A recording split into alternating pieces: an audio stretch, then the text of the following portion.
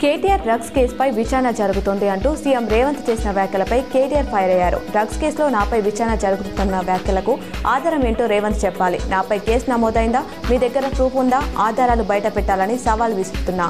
ఇలాంటి వ్యాఖ్యలు చేస్తే ఇక సాయించను, రేవంత్ క్షమాపణ చెప్పాలి అన్నారు.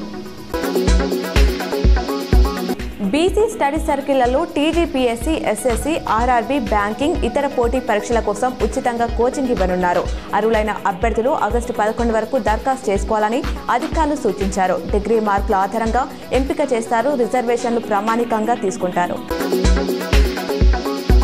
కలెక్టరేట్లో ఆధార్ రాష్ట్ర అధికారి నరేష్ ఆధార్ నిర్వాహకులకు గురువారం శిక్షణ కార్యక్రమాన్ని ఏర్పాటు చేశారు.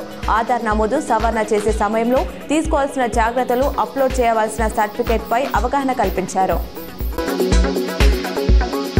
సీఎం రేవంత్ ఇవాళ నాగర్ కర్నూలు జిల్లాలో పర్యటిస్తారు. కొల్లాపూర్ మండలం చెట్టప్రోల్లో మదన గోపాల స్వామి ఆలయాన్ని సందర్శిస్తారు. అక్కడ young India integrated residential school కు శంకుస్థాపన చేస్తారు. అనంతరం బహిరంగ సభలో పాల్గొంటారు. సభ వేదికపై ఇందిరా మహిళా శక్తి పథకంలో భాగంగా స్వయం సహాయక సంఘాల మహిళలకు చెక్కులు పంపించేస్తారు.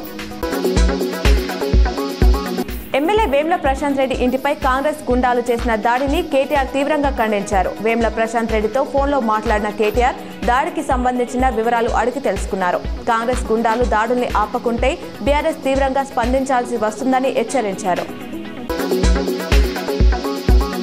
నిజామాబాద్ జిల్లాలో రేషన్ షాపులు, మీ సేవ కేంద్రాలను క్రమం తప్పకుండా తనిఖీలు చేయాలని కలెక్టర్ వినయ్ కృష్ణారెడ్డి ఆదేశించారు. సమీకృత జిల్లా కార్యాలయాల సముదాయం నుంచి కలెక్టర్ వీడియో కాన్ఫరెన్స్ ద్వారా వివిధ అంశాలపై తహసీల్దార్లు, సంబంధిత అధికారులతో సమీక్ష నిర్వహించారు.